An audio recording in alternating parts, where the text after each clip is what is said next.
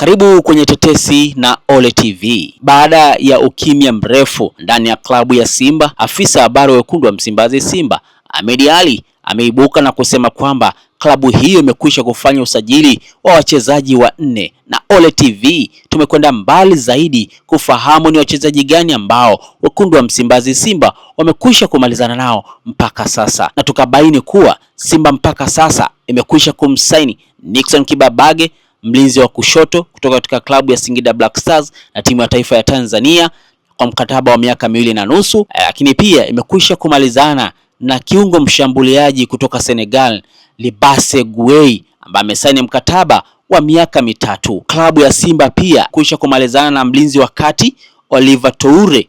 ambaye alikuwa anakipiga katika klabu ya Stellenbosch ambapo alikuwa na kinoa Steven Baka kabla hajajiunga na wekundu wa Msimbazi Simba. Katika kuhakikisha wanaimarisha kikosi chao, Simba amekwenda kugonga odi mitaa ya Azam Complex kuhakikisha wanapata huduma ya mlinda lango Issa Fofana ambaye amesajiliwa